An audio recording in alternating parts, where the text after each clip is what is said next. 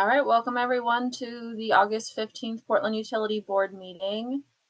Under Portland City Code and state law, the Portland Utility Board is holding this meeting electronically. Board members and relevant city staff are attending remotely, electronically, or by phone, and the city has made it available for the public to listen to the audio broadcasting of this meeting.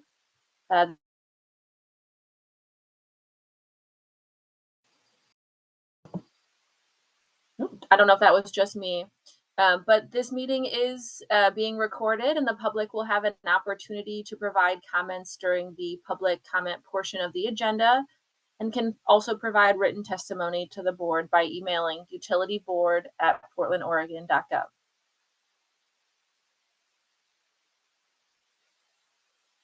So PUB believes and acts upon anti-racist principles. In our meeting spaces and interactions with PUB, while every person has the right to share their personal perspective, we stand against wrongful conduct, particularly any conduct that is targeted towards people that are made vulnerable by systemic inequities. And this means stepping up as a community when there is wrongful conduct and fostering learning and growth. The way that we do this is we are active and deliberate with our words and intentions. We speak up and we speak out. Each person on this board is empowered to maintain the culture of the Portland Utility Board, and we will focus on the impacted individual or population, condemning the conduct, not the person. Hi, my name's Amy Archer-Masters, and I'll quickly run through the meeting guidelines. Please state your name before you speak, and if appropriate, who you're addressing, or just that you're addressing the group. The chat box is only viewable by me, so please limit to technical and logistical issues, including signing up for public comment, asking for technical assistance, or reminding us if you've been waiting to speak and have not been called on. The raise hand function is primarily used by the board. I may lower your hand once you begin speaking just to maintain the flow of conversation. During public comment periods, the public can raise your hand and you'll be called on when appropriate. If you're connecting by phone, you may need to press *9 to raise your hand. Videos may be turned on when speaking if desired. It is not required. Please mute your microphone when you're not speaking. And if you're connecting by phone, you may need to press *6 to mute and unmute. Public comment is taken early in the meeting during the public comment period. You can sign up through chat with me or raise your hand. It's also available just prior to any formal board vote after a motion has been made and seconded by board members. This meeting is being recorded. I'll pass it back to you, Robin, for the agenda. All right, so board members, we have a few brief updates at the start of our meeting. We should get an update from BES as well as the Deputy City Administrator. And then we'll be hopefully finalizing our comments for the Stormwater Management Manual updates that are coming through. And so we'll want to finalize that, and so we can get it submitted before the closing of the public comment period. And then we just want to use our remaining time to continue the conversation about our work plan and budget planning as we move into budget season. Are there any disclosures of communications?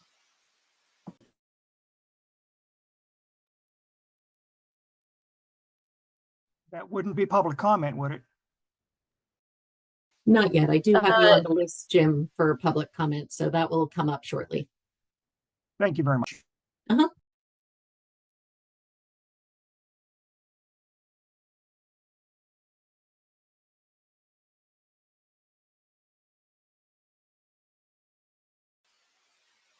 All right, not hearing any voices or seeing any hands raised, we can move on to the next portion of the meeting. All right, this is the public comment portion. Amy, I know that you said Jim has signed up. Has anyone else signed up? No, I just have Jim Abramson on my list, so you can unmute and begin your public comment.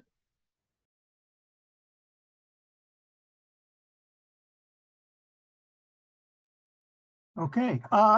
Good morning, everybody. My name is Jim Abrahamson. Oh, am I coming through? Yes, we can hear you. Okay, I'll start again. My name is Jim Abrahamson. My wife and I live in Southeast Portland in the Selwood neighborhood. I'm here to comment on the recent changes in BES's stormwater billing methodology. BES's attempt to estimate the direct impact of an individual property has on the Bureau's actual stormwater costs is an arbitrary and capricious decision dressed up as a public process. We all know it is impossible to accurately measure the amount of stormwater flowing into the CIS system from each individual property. Stormwater simply cannot be metered. Placing homes into small, standard, and large categories based on some notion of billable area does not take into account how stormwater is actually managed on each individual property. My attention is drawn to this issue because our property has been placed in the large category.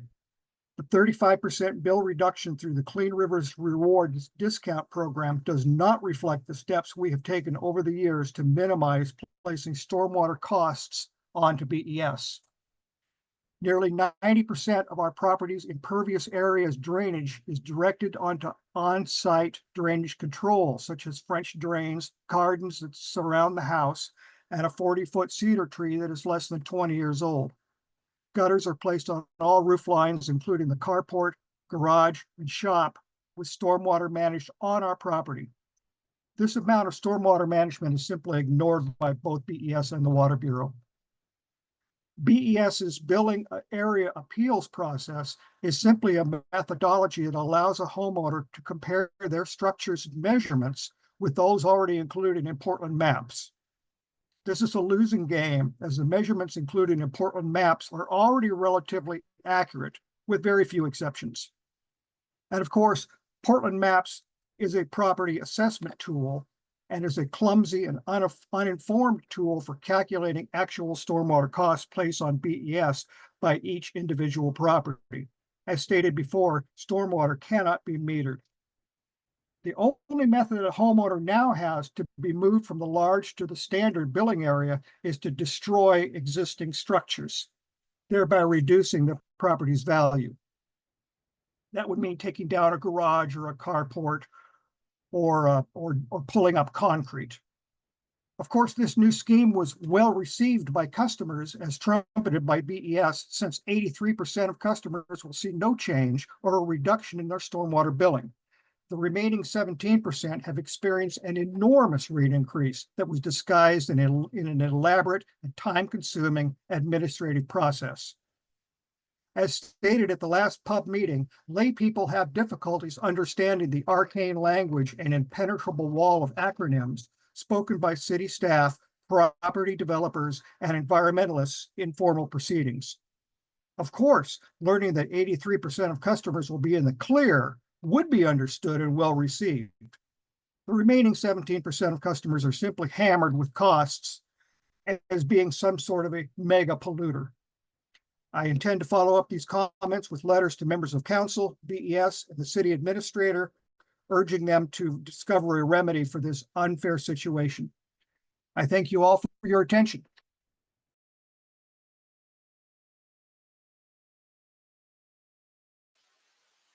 Thank you for your comment, Jim.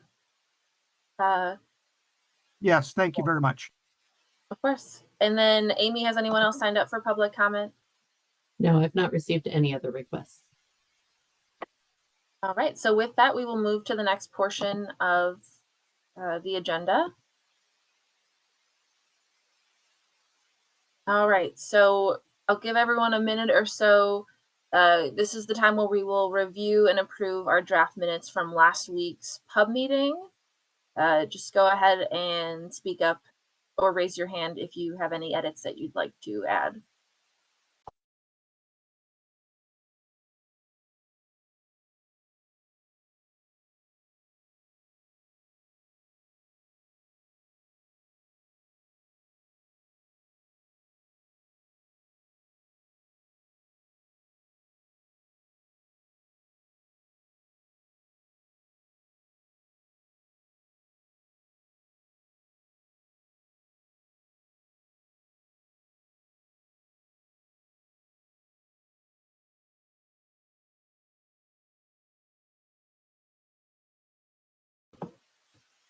Not hearing any voices or seeing any hands raised. We will accept the draft minutes as they are. All right, so team, we've got a brief update today regarding the strategic planning from the Bureau of Environmental Services. So let me bring to the floor Farshad Al-Adadi to give us an update on their internal work and just next steps for engaging with the public coming up in these next couple months. Thank you, Robin. Good morning, everybody. Farshad Al-Adadi, Business Services Group Manager. And I am pleased here to give you a brief update on our progress with developing some foundational strategic documents that will inform our prioritization for this year's budget and for kind of future investments. I'm going to share my screen just to for you all to recall a slide that that I shared at an earlier meeting. Let me find the thing.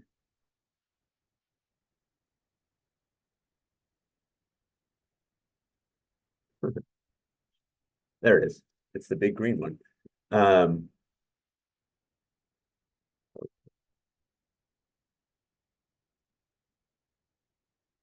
So this slide, hopefully that's coming through. This slide kind of shows the flow of us developing some foundational strategic documents, how those documents will be used, and then what the final work products are going to be.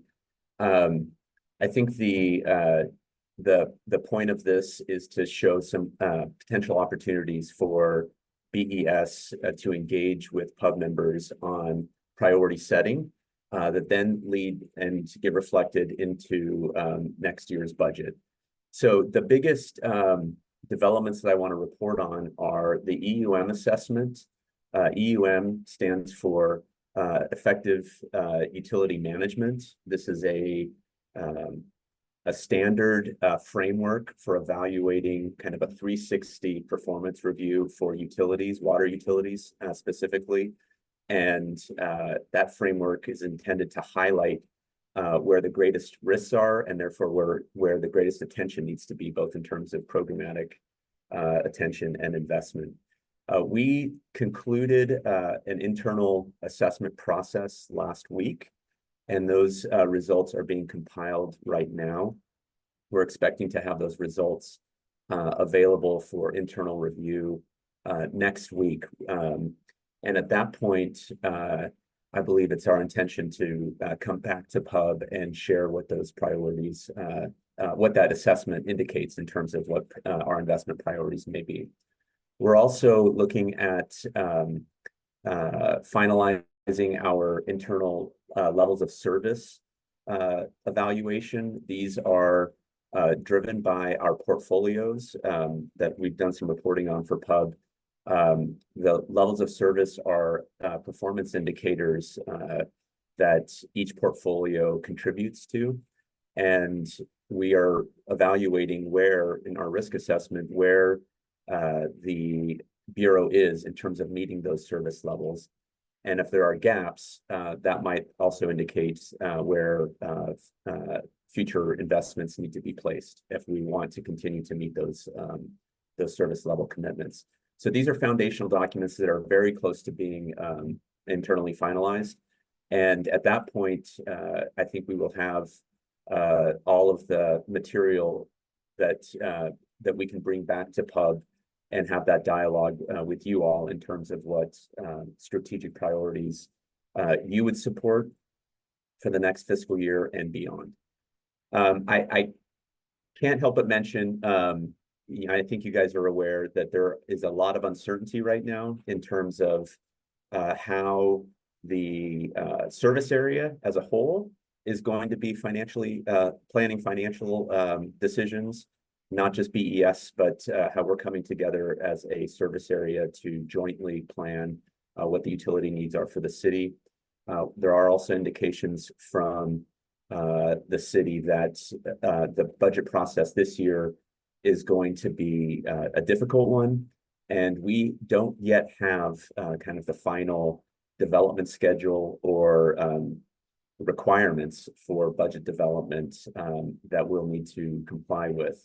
So these are some uncertainties out there that make it difficult for us to really understand when to engage with you. But while that is being figured out, internal to the BES process, we're very close to having some information to share out with you all and to kind of intake your perspectives. So I think that's my update for right now. Within the next week, internally, just a recap, we'll have some of these documents at a place where we can start socializing them. And I can work with the chairs and with Amy to find out what's the best process to do that. Understanding that there is still uncertainty about what the final budget process is this year. Once we figure that out, I think we can start programming an engagement process for the rest of the year to reach out to you all and incorporate your guys' thinking before the budget is developed. I think this is our whole intention, that we don't bring pub in at the back end, but we engage with you before the budget is even created to make sure that we have maximum opportunity to incorporate your guys' perspectives.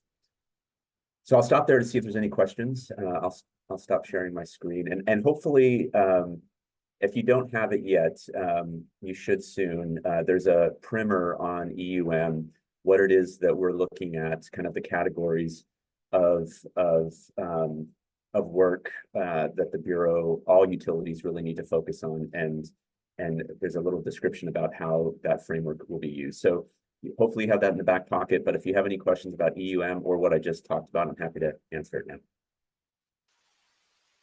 Harshad, this is Robin. Not sure if I missed it.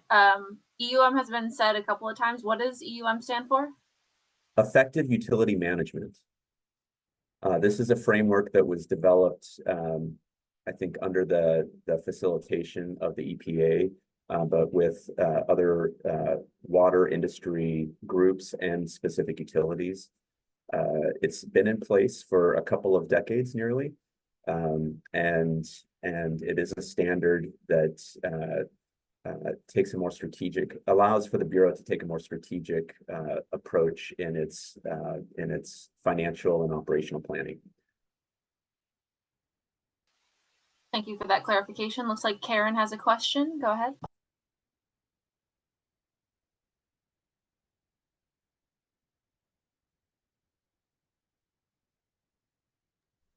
Sorry. Thank you, Robin. Karen Williams, voting member. Thanks, Farshad, for the heads up on some opportunities that look like interesting opportunities for engagement, and appreciate you just pulling that together and getting it out there for us to plan. My question was around the EUM, and thanks, Robin, for asking for that clarification. And I guess my question, I have two. One is just, could you maybe give us a cliff notes of the 60-page document, like what maybe you would suggest we sort of focus in on, like the most relevant sections of that that you think for community boards to be paying attention to. That aside, my question is about the city's or the Bureau's use of this I don't know, like planning technique, let's call it. Is that new for the Bureau? It seems like this is the first time we've heard about this. It's been around for a couple of decades and it's an EPA thing. I get that it's not new in itself, but it sounds like maybe it's a new it's new that the Bureau is going to be using it in this way, or using it for budget, to sort of input for budgetary planning decisions. Could you maybe say a little bit more about how the Bureau is thinking about using this tool, and why now? Yeah, why is it especially relevant now? Well, I will say that this is because of its life so far, a couple of decades. It's actually it's a known framework to folks in the Bureau. I think we've been using it informally in certain areas of the organization. But this is the first time the Bureau has really decided to have this be kind of the overarching framework for our planning efforts. This isn't and I have been around enough to know that every couple of years there's a framework du jour, that somebody develops and we're going to adopt this. This is not in competition to the other strategic planning, financial planning efforts that the Bureau has engaged in, but it does incorporate and integrate all of those independent planning efforts into a single framework, which is very helpful. And I think that's the evolution that we're hoping to get some benefit from. The why now, I have to give credit to Ting Lu, our deputy director. This has been a body of work that she is very familiar with implementing at a previous utility, and saw that we had a planning gap organizing our various planning efforts. And she's really championing the introduction of this more formally within the Bureau. So that's the timing, is that we have a new member to our leadership team who has expertise in this and saw the need that the EUM could fill. But it is a lot of the efforts, as I've said, aren't going to be set aside and now we're starting from scratch. It's really just a contextualization and coordination framework. So the previous work processes around financial planning and strategic planning just fit very nicely under this umbrella.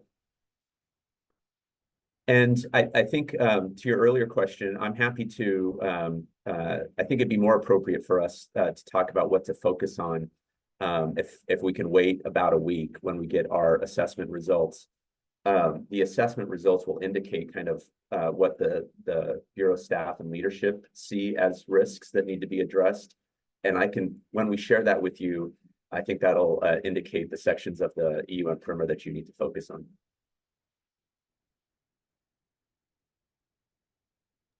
Thank you.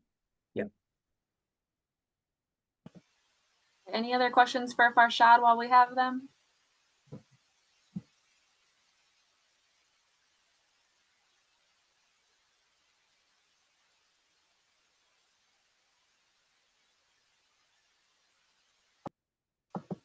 All right, not seeing any hands raised. As always, we will send over questions if we have extra. Thank you again, Farshad, for coming before us. And then I will pass it off to Amy for the next announcement. So I just wanted to highlight for folks that there were additional communications that went out to you just in the last day, including the one this morning about the mayor's press release announcing exploration of a one water approach that would integrate water, sewer, stormwater services if it were to be pursued. And so the Deputy City Administrator Priya, who has oversight of those utility bureaus, provided some supplemental information that I just emailed to you this morning, so you may not have seen it yet, but basically just kind of laying out a little bit more detail about the planned next steps and how and engagement with the pub, and wanting to ensure that there's good coordination at the right time in that effort. So currently we have Priya scheduled for the September 19th meeting to provide an update of where they're at and get some feedback. In the email document that she sent, she also did highlight that if there's preliminary feedback that PUB wants to provide before that next engagement, just at the front end, that they have a feedback form that they're collecting information through. So if there was a desire for Pub to provide any early feedback before you're engaged more in depth next month, then that would be the avenue for us to do that and get that to Priya and the rest of the leadership team. So just wanted to highlight that for folks and see if there were any questions. There's really the information that I have is everything that I've shared with you. So I don't have much more detail, but if there's questions that folks want to get on the table for kind of next steps of follow-up, certainly can do that, or identify if there's any kind of front end feedback that PUP members felt was important to share at this time.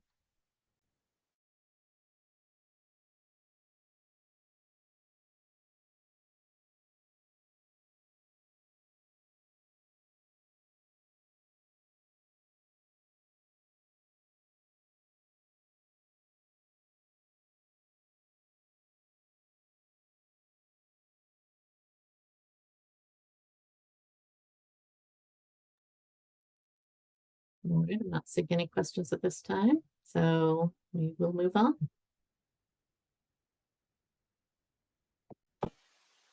All right, so board members discussed at our last meeting, and I believe we received an update in the final July meeting.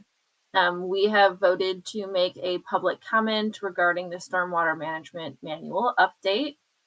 I just want to thank Karen, Lauren, and Kyle, as well as Amy, for working on drafting the letter that we will send. And so I think we are going to look at the current draft, hope to finalize it today, as well as get a vote to send it out, because public comment is due in the next couple of days, if I'm right.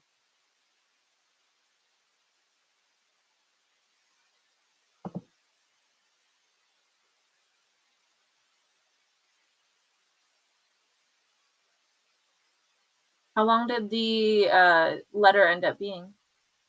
It's just 2 pages or a little over a page. So Okay. we can, there's one kind of flagged unresolved suggestion that was made by a member, but posed more as a question for the group. So we can get to that because it's towards the end of the letter, but we can start at the beginning or wherever else folks want to begin if you have feedback.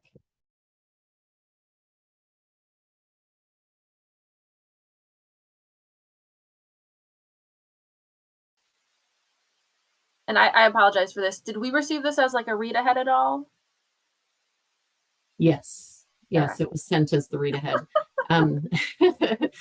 Robin, you've been engaged in a lot of questions and a lot of emails. So yeah, I apologize. You probably have more than everybody else as the chair. So probably have had a lot to juggle. So this just came out earlier this week because it was follow up to the discussion just at the end of last week or at the beginning of last week. So the draft incorporates the intention in the draft was to incorporate kind of the key issues that were all raised at the last meeting, and then with the help of the pub volunteers, we've kind of crafted that into the language that is available here.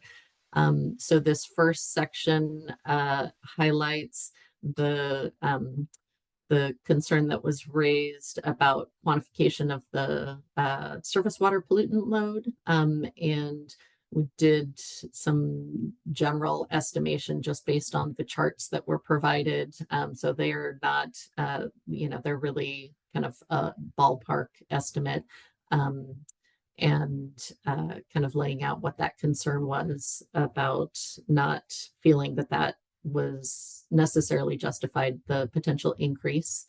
So that is what's flagged in this first bullet. The second bullet goes, apologies for that, my dogs are acting up in the background. The talks about the shift from the 500 to 1,000 square feet and the concern about potential rollback in environmental regulations that Bob and others have raised. And then talk some about the support for improvement to permitting processes, but laying out what some of the equity concern in these final two bullets, kind of ensuring the basis for the pressures of the changes and ensuring equity and broader community impact are considered.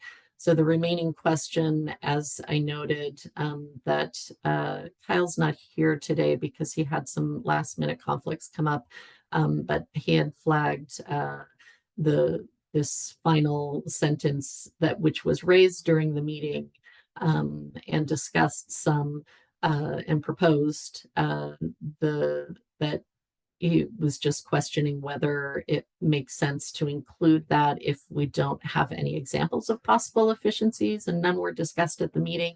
It was more of a hypothetical and a goal statement. So it's included just as the way it was discussed at the last meeting. But if folks felt that it should be included, or if there was additional detail that was desired, he didn't have any suggestions based on the content, but just wanted to pose that question to the group.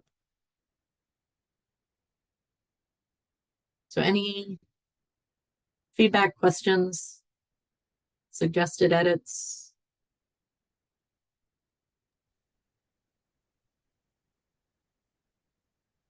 Yeah, I mean, I have one. This is Bob. I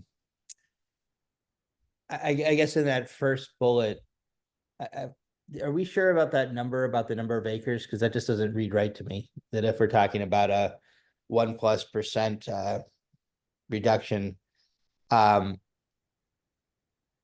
seems like it'll be more than 1.5 or 2 acres, whatever it says there. I can't see it at the moment. So we can double check, and I can tell you how we calculated that. So that was just based off of the square footage, taking kind of the median square footage of each of the categories in their chart and the number of permits that fell into those categories between the 500 and the 1,000 square feet that in those 2 years, were managed. So it just used the kind of the estimate of the square footage of each of those compiled into a total number of square feet, which was just over 111,000 square feet. So the number that was put in was the acreage size, because it estimated just slightly over that. So we could get more specific, but it really was using a median and estimating based on percentages. So it was for those 2 years that they had data in the chart. So BES certainly would have more detail, but so the question was whether to include any sort of number. Really, the statement that was made was saying that although 1.8% seems like a small amount, that really it's in aggregate that it's a significant number. So just trying to respond to a request of, could this be quantified based on the data that we did have available? Okay, thanks. Karen, go ahead. Thanks, Amy. I was responding to your question you posed to us about whether to include that sort of last, somewhat non-specific statement about the city must achieve efficiencies without sacrificing environmental protections. I don't object to it as it is written, so I would say that means I think we should leave it in. And I am also, let's see. I have a couple of ideas that we could present as like 4 examples if we think that it would be helpful. And I mean, again, they're very general. I mean, we don't have the technical background or whatever to be able, we are not trying to do people's jobs for them here, but like 4 examples that occur to me in terms of efficiencies. I think what we were getting at in our discussion is things like, eliminating unnecessary administrative steps, or, multiple reviews when perhaps just one review is needed, or decision making at lower levels. All those kinds of administrative sort of bureaucratic efficiencies, I think have the potential to reduce time and expense of permitting, but they're not reducing the purpose of the regulation, which is to prevent pollution, or to at least minimize pollution. So yeah, I would just throw those out there as sort of 4 examples that we could put in parenthetically or something, and that might make that last sentence a little bit more, I don't know, robust. That's my 2 cents.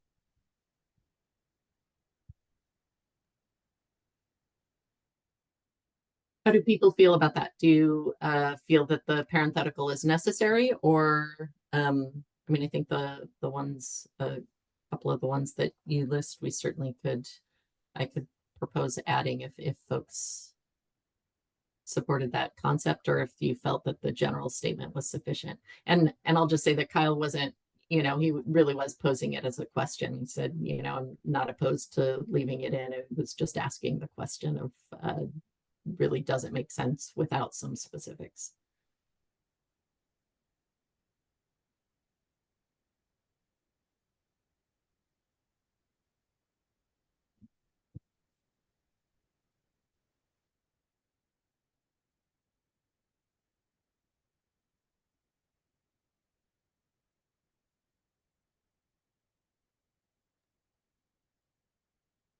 Silence from the group. So no feelings strong one way or the other, leaving it the same or adding the parenthetical.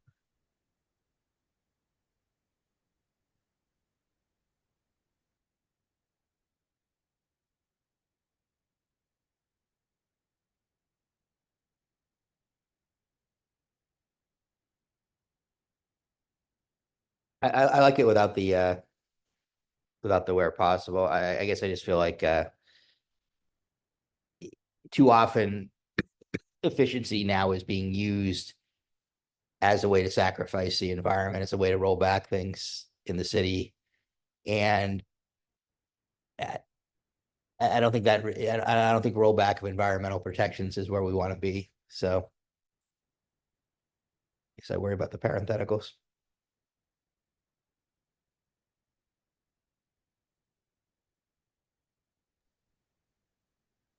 So Bob, you're proposing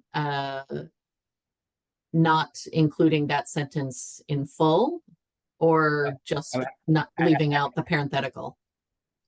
I'd like to see it just read, the city must achieve efficiencies without sacrificing environmental protections. I don't like the where possible personally. I just think that is, it gives you an escape. It gives the city an escape hatch, and too often we're hearing right now that efficiency, streamlining, there's such a heavy thumb on those things right now. And I think in those discussions, the environment just keeps losing. So my preference is just to see it stand as a solid statement. Okay, that makes sense. I'm sorry, I misheard you. So it's not the whole statement, it's just that beginning sentence. So just taking out the where possible. Okay. And I saw some thumbs up to that. So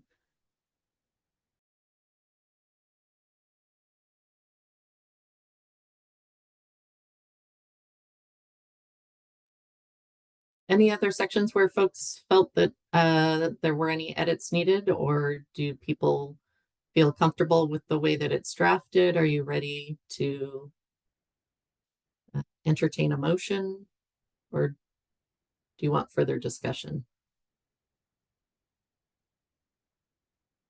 What are people's feelings about Bob, you asked the question about the acreage size, so we can do one more checking and make sure that they've actually estimated accurately, because did it late in the evening and based just off of a chart, so we can run the numbers again and see if it is a close to accurate estimate based on the data available.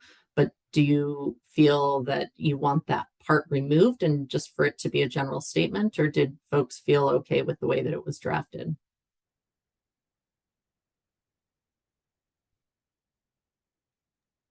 I'm fine with the way it's drafted. Did that raise the issue? All right. Karen, go ahead. Thanks, Karen Williams, voting member. I'm also fine with the way it's drafted, and I guess I just wanted to point out, or maybe not point out isn't the right word, but just offer as context again, that yeah, even 1.8% sounds like a small number, and actually 2.5 acres, even 2.5 acres ongoing every year forever, sort of sounds like a small number too. But I just wanted to highlight that what was missing for me in the calculations wasn't so much like the square footage, which I think is the first step, but essentially multiplying or modeling what would that be like? Portland gets 40 inches ish of rain a year. So 40 inches isn't quite 4 feet, but let's say that's like 4 acre feet times 2.5, call it 12 acre feet of water. I mean, how much pollutant travels and is transported in that amount of water, which is now not infiltrating or not treated or not managed, and is potentially right flowing straight into our waterways. So that was kind of more what I was trying to get at by making why I supported including a calculation.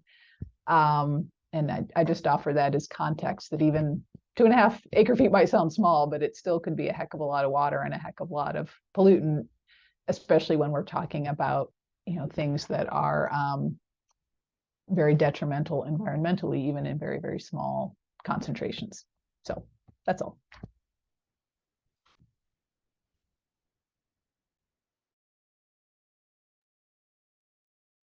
Thank you, Karen, for the added context.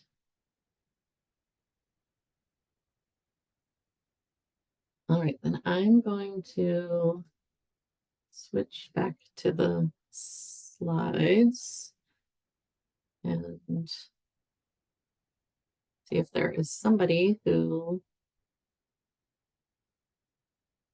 wishes to make a motion.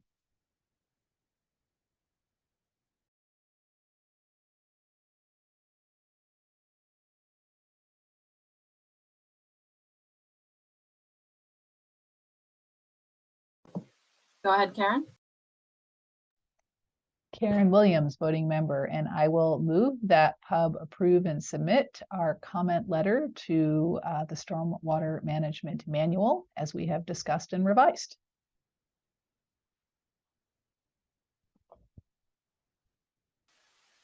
Robin Castro, voting member. I second that motion.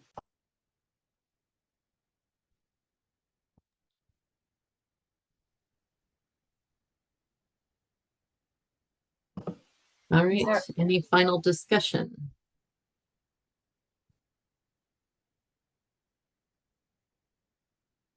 We will open it up for public comment. Any public comment?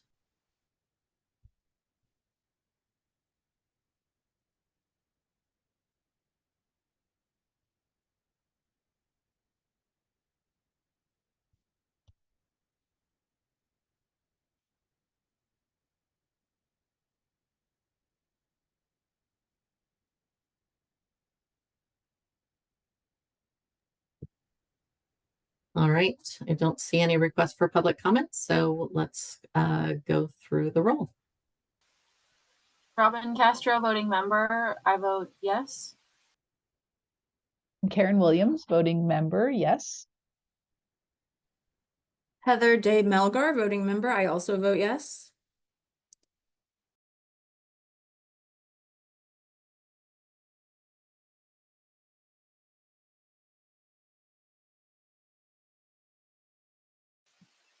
Bob, I think you're number 4.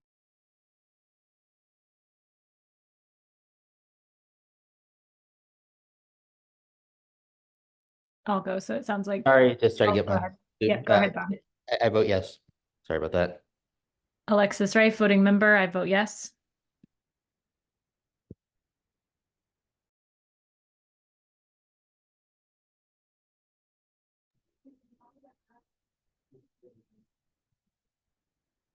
All right, Julia, I think you are the last.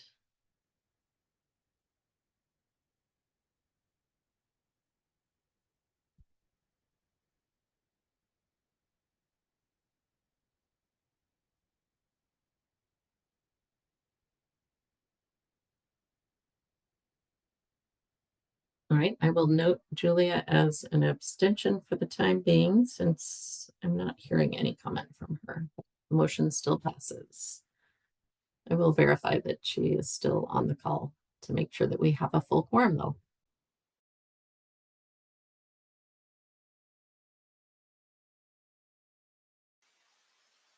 All right, wonderful. We'll be passing this along. And next to the internal work, give me just a second to rearrange myself.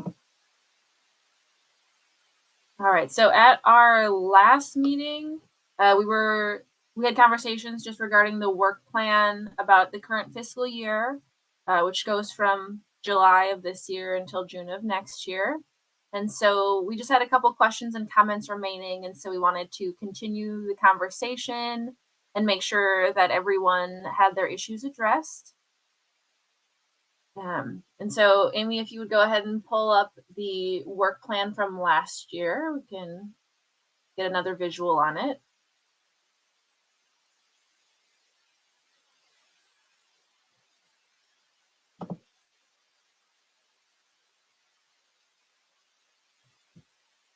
Wonderful. And as previously stated, we've currently been breaking these down into high priority, medium priority, and then just internal work for the board to do. Amy has kindly noted what the updates that we've made, the days that we've actually engaged them, as well as some of the goals for this year's budget.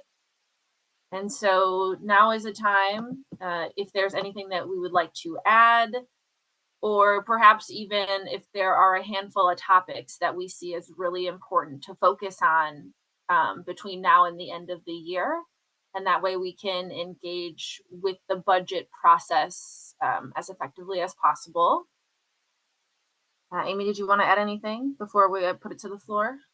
No, the only thing that I would add is I think you had said that they were high priority and medium priority. We actually did away with considering them different levels of priority. So they are both listed as high priority because they're all things that the pub is monitoring closely. It's just the difference between the first section and the second is things that you know that you have current active engagement in and planned meetings during the year.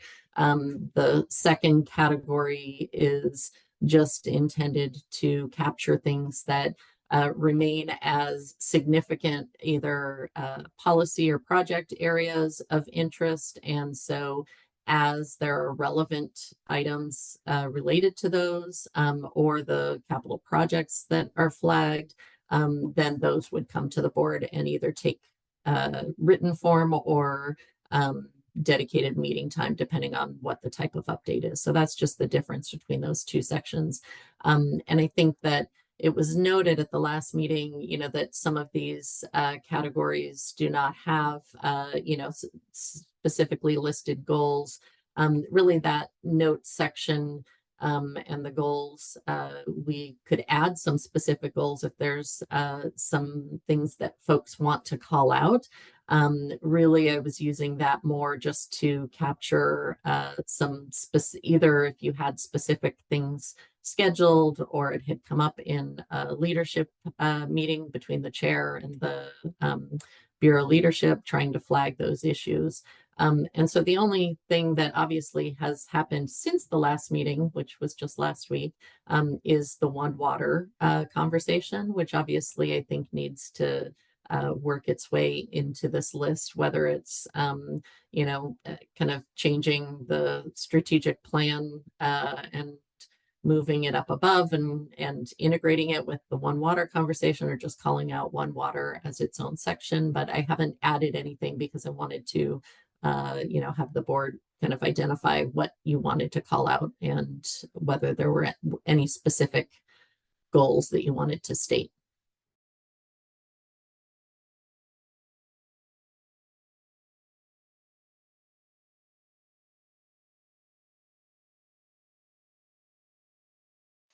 I see Karen has her hand raised. Go ahead, Karen. Thanks, Robin. Karen Williams, voting member. I feel like, so I absolutely am in favor. I mean, this is sort of great latest breaking news, right? But I absolutely think that One Water concept is like needs to be called out. As we now know, it's going to be a thing, and or at least going to be considered as a thing, and that seems extremely consequential. So I would like to call that out as a active engagement item. And I wonder if it might fit under city reorganization, charter transition, bureau and advisory board impacts. And so it could go there, or it could just go as its own item, I guess. But particular to the city reorg charter transition, I just feel like I want to have something planned, like a very explicitly called out something, way to engage in early next year, 2025. Because it's all, that's when it really hits the ground, right? I mean, we'll have entirely new leadership, entirely new, entirely new structure, entirely new sort of policy making process and right. So it just feels to me like we need something more than just we want to actively engage in that. I would say, invite, January 2025, maybe February, give them, a few weeks to, get the office furniture in and staff hired and all that stuff. But, maybe February, it just seems like we should have some kind of a formal meeting, presentation from maybe not like all the new leaders, but the mayor and 12 new council members. But yeah, so I don't have the great words, but I just feel like February, meet new city leadership or something, and discuss their relationship with community advisory boards, right? Or what they start building their relationship with community advisory boards.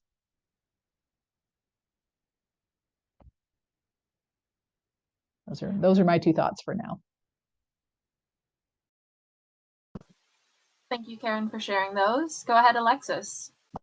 Yeah, I just want to second what Karen just said. I think that the One Water piece is very interesting, and will require input from us along the way, and whether or not that I'm actually surprised it's happening right now and not waiting until the new government, frankly. But I do think that it should be a priority topic for us. And then definitely want to second the city transition plan and having some specifics there about what it is that we are going to be asking and requesting. I love the idea of in February having a presentation from new leaders and the city manager, and things along those lines. So yeah, I just wanted to second and re-emphasize what Karen said about those two feel particularly important over the course of the next year.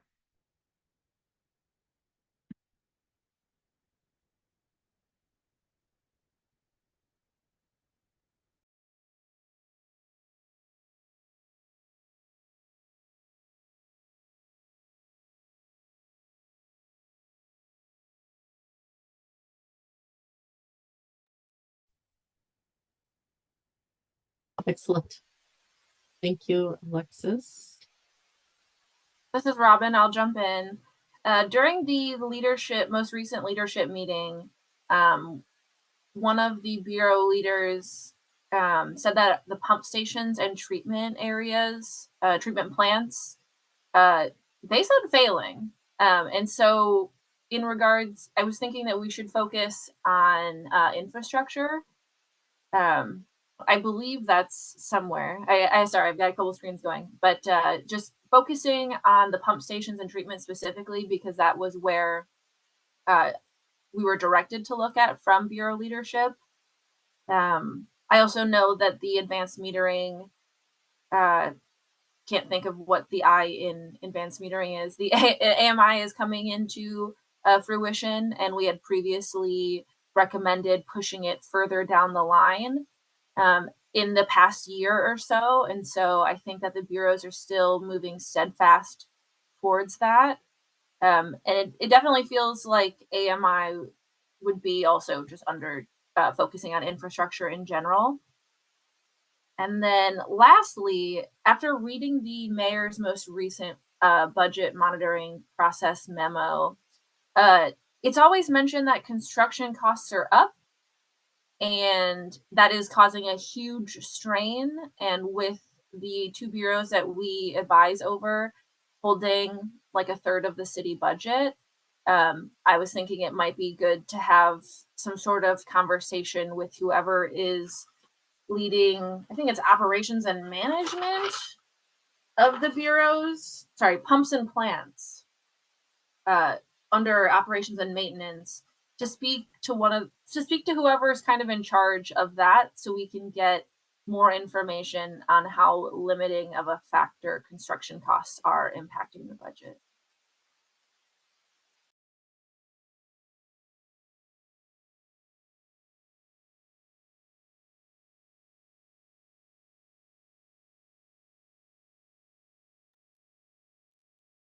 Bob, go ahead.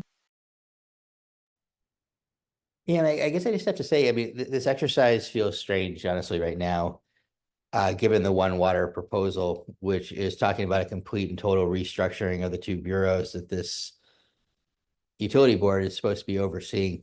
I feel like this whole meeting's been a little surreal, honestly, in that sense. This is a proposal to completely realign the bureaus that came out of left field yesterday. We were given no heads up. We don't get an update on it until the 19th of September, which I think is the time by which they'll already be pretty close to making a decision of whether it's a go, no go. And it just seems, honestly, really problematic that we're not getting an update today, because everything we're talking about falls aside, honestly, if we're having a complete and total bureau restructuring, the largest restructuring of bureaus actually in the city's history. The three largest bureaus potentially, being consolidated. It has implications for the hiring process. It has implications for the budget. It has implications for virtually everything that it has implications for literally everything that we are talking about as prioritizing. And so I guess I just want to go on record and say that I'm really surprised that something like that can get proposed and we go through a whole meeting and we're not getting an update on it for another month. It just feels really, really strange to me. That's without weighing in on whether I think it's a good or bad idea. It just, it just seems like we're not dealing with the thing that's huge that's right in front of us and how we would engage with it effectively. Yeah, I hear your concern, Bob, and I think that just as a point of coordination, as soon as the announcement came out, Priya was immediately engaging and wanting to ensure that there was some connection with Pub and identification of next steps. But obviously it was unexpected, and so we didn't know about it until just that notice came out yesterday. So our topic and agenda was set before that announcement came out, so that's one challenge. But there's also with all of the transition that's been happening, I mean, you might notice that, you know, a lot of all of the public works staff have had to drop off the call. And part of that is because there was a public works, you know, meeting for all of those staff that overlaps with this time. And which is where the DCA is currently engaging. And so the timing of all of it, and with such short notice, it was impossible for somebody to be prepared and come and present any additional information at the meeting today. And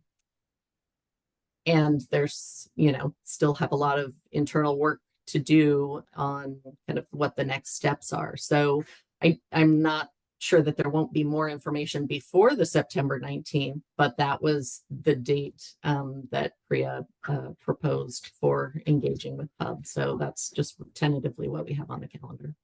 I appreciate that. And just as a follow-up though, we're talking about the biggest restructuring of bureaus in the city's history that came out of left field yesterday. And while I appreciate that they may not have time to talk to us today, that in of itself gives me tremendous pause. Why is the mayor in Portland announcing this 4 months before the election, 5 months before he leaves office, after we've heard for a year that we didn't even have really adequate time to discuss something much, you know, orders of magnitude smaller, which is the natural resources unit that someone's been serving on that committee. We've heard over and over again, that's far, far too complex to get done in the year that we had to do it. It's huge, it's complicated. We're talking about, you know, things that are orders of magnitude smaller than what is being proposed now out of left field. And so I understand that they can't come today. It gives me tremendous pause that it's being proposed in this manner at all. I mean, obviously this has huge implications for people's jobs, people's livelihoods, the functionality of the bureaus, morale, everything else that goes with something like this. And why is it coming out right now? And why didn't the city roll it out in a more thoughtful manner? Why wasn't the Pub incorporated in? The mayor made a decision to drop this, so it just seems like I'm trying to sort of navigate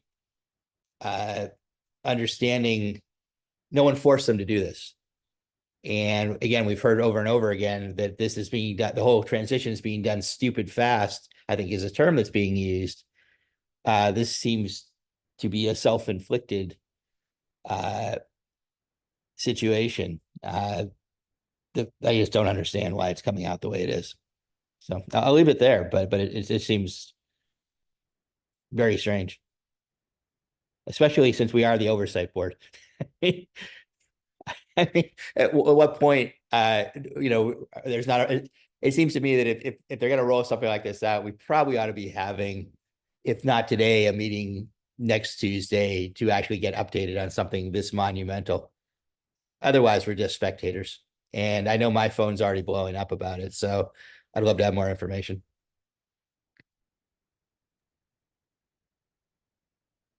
Thank you. Noted. Karen and then Joe.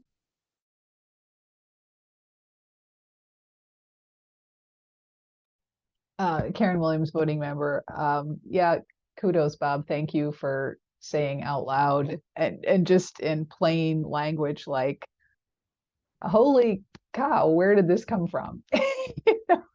So thank you for opening a little space to just express some, I guess, the emotional I don't know, the disappointment maybe, and to say again how frustrating it is as a community advisory board member to, you know, be essentially for all intents and purposes just sort of ignored and deemed irrelevant on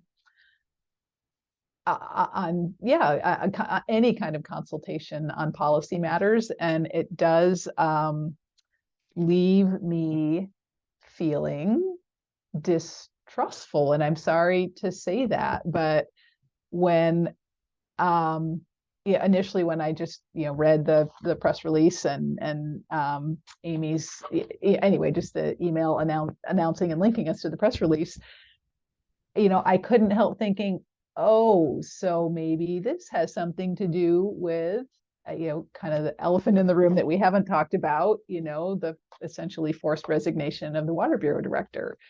And I mean, who knows? Maybe it does, maybe it doesn't. But the fact that I just wanted to acknowledge that this kind of, like, whether we call out of left field, as Bob's words, or Alexis saying, like, holy cow, why now? Why didn't they why on earth are they not waiting until the new leaders are in place to float such a significant proposal?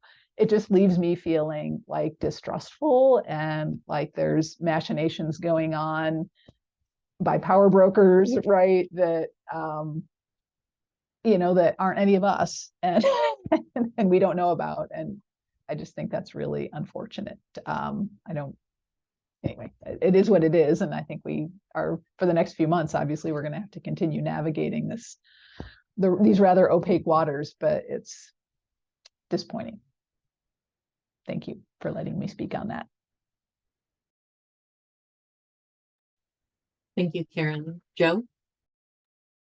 Joe Spada, ex officio Water Bureau staff. I don't want to downplay anything what's been said, but I think there could be some potential positive outcomes from this. I think that some of the current disconnects between the two bureaus or slow processes that occur can be potentially sped up and streamlined under one unified bureau. That being said, I want to dovetail a little bit on the talk about the budget and where Pub could potentially have some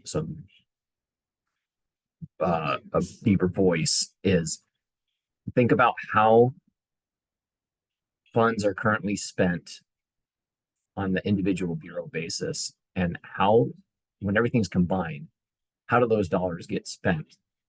Like, think about how BES currently spends their money on sewer projects and how water spends their money on water projects. How will those funds be allocated under one roof? So I think Pub can have a focus on that, and could hopefully have an impact on that part of the process. Thank you.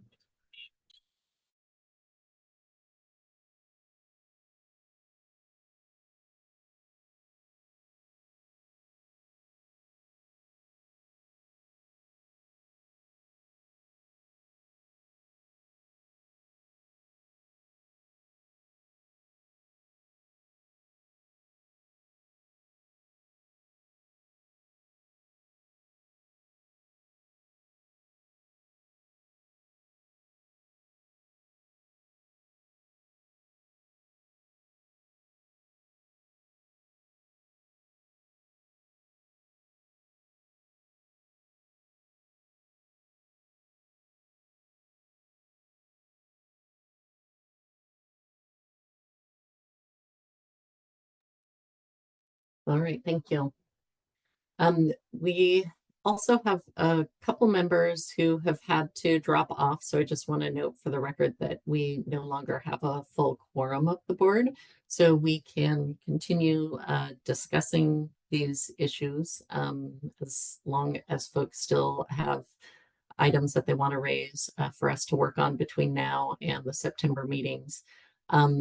I did want to, just going back to the comments from Bob and Karen, I appreciate your directness in the concerns that you shared. I did want to add that Priya had also put on the table the opportunity for specially scheduled meetings. So if Pub wanted additional meeting, I've not had opportunity to connect directly and find out for sure what the timing would be for that. And sometimes it has been challenging to find times that could work for a large enough quorum of the board. But we could also try to schedule something, a special meeting outside of the regularly scheduled meetings to have a brief update and discussion with Priya on the topic. Part of the reason I had the One Water update at the beginning of the meeting is that I expected some of the frustrations that were shared and the potential because there was an opportunity to provide some early feedback, I wanted to also put on the table that some of those concerns about process and about pub's engagement and all of that could be part of what is submitted in early feedback. So if those are issues that pub agrees that you want to raise collectively, then that's something that you do have the opportunity to do. Bob, go ahead. Yeah, I mean, I don't want to belabor it, but I guess I don't put it on Priya. I mean, there's a lot of folks that could have been at this meeting to update us. Could have been the bureau director, could have been the mayor, could have been the mayor's chief of staff, could have been Michael Jordan. There are a lot of people that had to have been involved in this. And I guess my message to them as early feedback is, you know, if you want people to serve on oversight committees and you charge us with that responsibility, there's also an obligation on your part as well. And I guess as a pub member that's just seen this happen over and over and over again at bigger and bigger scales, what my takeaway is that we're window dressing on the big decisions at best, that our input is not desired, welcomed, or considered valuable, that our responsibility isn't taken seriously. And I say that as somebody that thinks it's probably a good idea. I mean, I think the One Water's idea is a interesting and perhaps very useful concept. But I think this is what marginalization looks like on these kinds of committees. It just sends a very, very strong, stark, explicit message that we are not valued at all. Because otherwise somebody would be here today to give us an update. Again, you're talking about a fundamental restructuring of these bureaus. And if that's not within our charge, what is? So, you know, my hope would have been somebody would have been here today. My hope would be that we will be expediting some sort of briefing. And my hope is that we will be directly engaged in this process as, you know, a formal entity, oversight entity. And so I wonder to that end about this, whatever it is, 65-day period that the bureaus have to come up with a recommendation, what our official role in that could be. But, you know, I appreciate you're trying to explain it in the position you're being put in, but, you know, this honestly just makes a mockery of having a public utility board.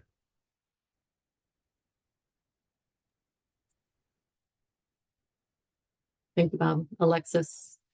Yeah, I just want to chime in and thank Bob and Karen for articulating this so well. I think that, yeah, my comment about like, why is this happening now is like my attempt to say these things without saying them so directly. And so I just want to thank you both for saying these things so directly.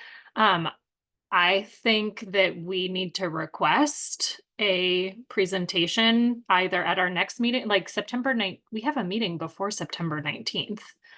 And so if we can't schedule a special one, I would appreciate one on the 3rd of September, an update from someone to Bob's point that there are plenty of people who could be providing us with an update.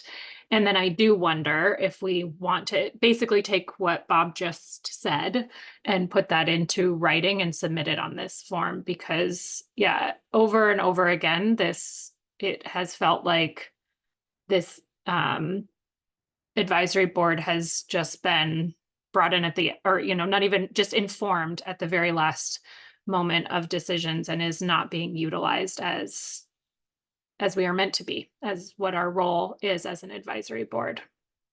And so I think we should submit that in writing.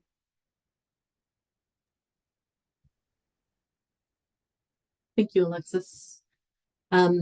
So the challenge that we have is that we do not have a quorum of the board. So to submit something in writing from the board, unfortunately, since we don't have enough board members here, I can't, I mean, you're kind of at this point operating more like a subcommittee, and so it would need to have full board buy-off, or I can coordinate with the chair, because in absence of the full board discussion, the chair can always submit something on behalf of the board when there isn't sufficient time for them to convene, if it's, you know, based on feedback that's been received through the prior public meeting. So I can follow up with Robin. Robin unfortunately had a conflict at the end of this meeting, so has had to drop off for the very end of this meeting. So is not on, but I can connect with her outside the meeting about submitting that. Regardless, I'll be taking these notes and communicating back to leadership about the concerns that were raised and about the request. So it's that request and the coordination can still happen, but I think there can be benefit to formally, you know, documenting things through the process as well. So I'll touch base with Robin and find out whether that's feasible for her to do, if I can draft stuff based on what you all share.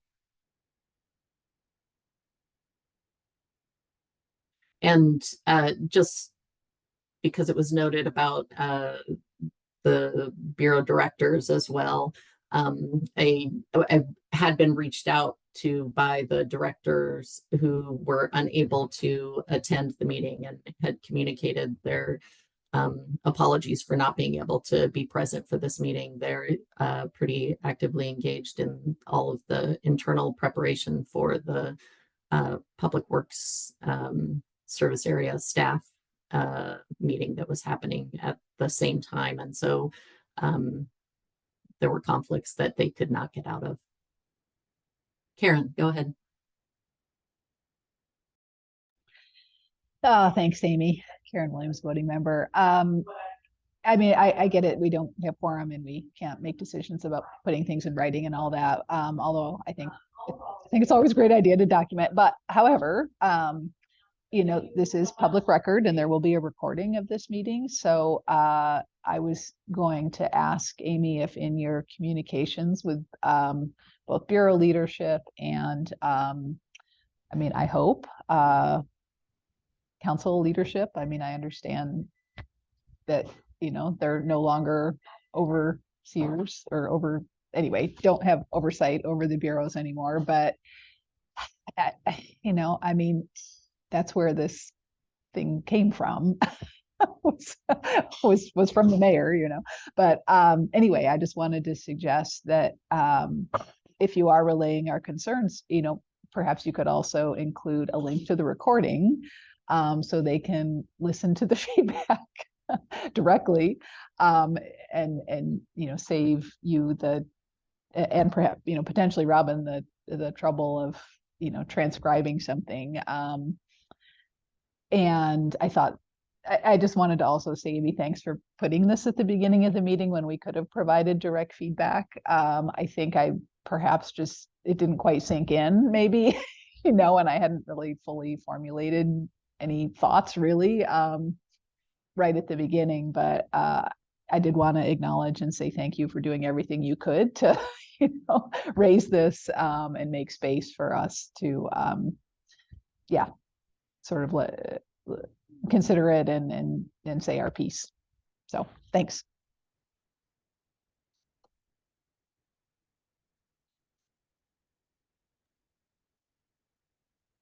Thank you, Karen.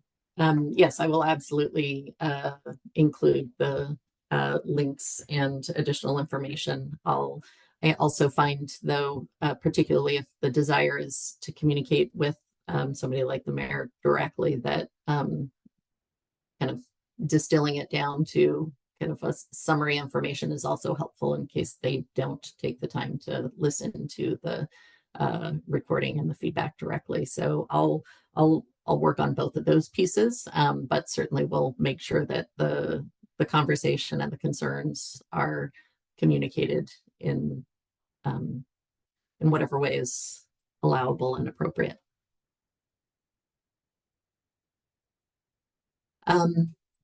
Okay, I'm going to jump back because we're now getting close to the end of the meeting. The final announcements in preparation for the subsequent meetings. Just wanted to confirm, at least we still have the field trip scheduled for September 13th. I will work on clarifying what specifically could be on the September 3rd agenda, as you all just suggested, and identifying who may be available, even if Priya is not, to provide an update and give some additional information about this One Water project.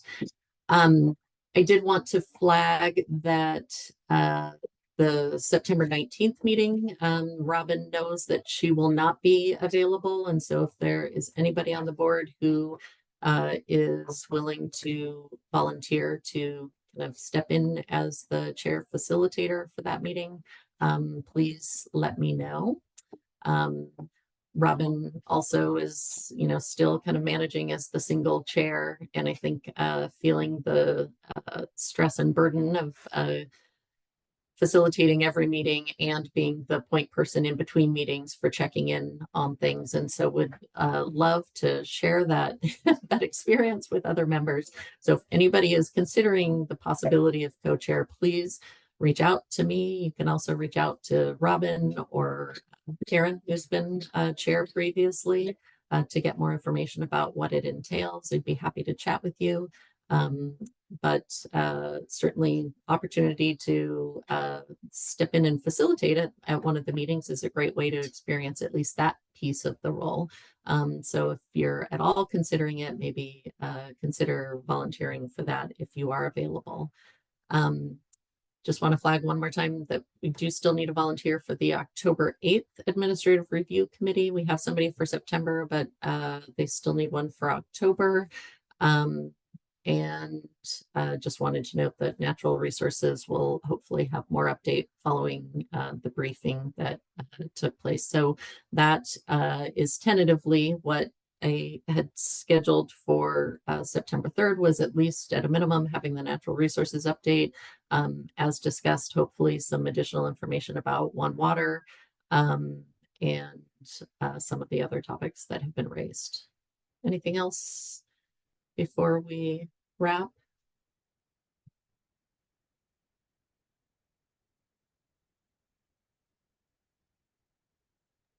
This is Bob. I would just say that on the natural resources,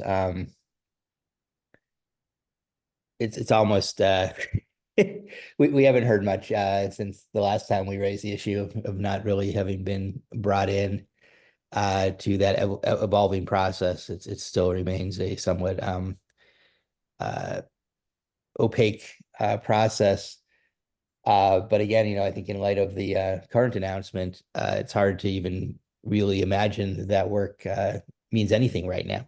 We're talking about a complete restructuring, and we just spent the last year in multiple meetings and a whole lot of process and a whole lot of time working through what would have been a very minor kind of adjustment within the bureaus. And I said at the time, I felt like it was kind of a fake process. And I think this kind of drives that home right now, that, we're over here working on this thing that's relatively small, and meanwhile, this thing that's huge is going on over behind the curtain. So I will be interested to hear where that's headed in light of this much, much bigger realignment that seems to make that almost an afterthought at this point. So I look forward to hearing where that's going. Yeah, absolutely. And I'll send you additional information in between meetings as well if I get any update. I mean, today was the day that the briefings were supposed to take place, but yesterday's announcement may have completely changed that. So I have no idea. I have not had any contact since then. So I will continue to follow up, and yeah, you may be right. I don't know how the bigger decision impacts a lot of the other projects and conversations that we're moving forward. So we'll continue to try to unravel that a bit and figure out what the priorities are, to make sure that, my goal always is to ensure that pub's time is used appropriately and in impactful ways. And I know that the intentions and of at the leadership, at least at the bureau level, certainly has been to maximize that, and I've been feeling pretty positive about all of that. So I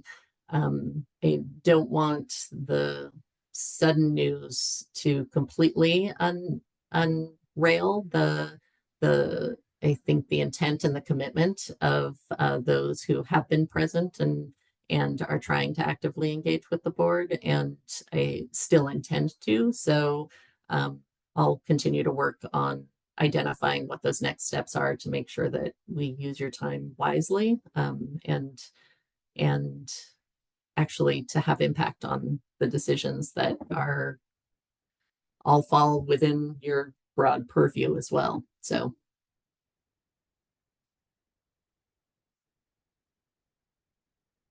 All right. Thank you all for your honesty in the conversation. I am going to stop the recording and adjourn the meeting. Thank you all so much. Thanks, Amy.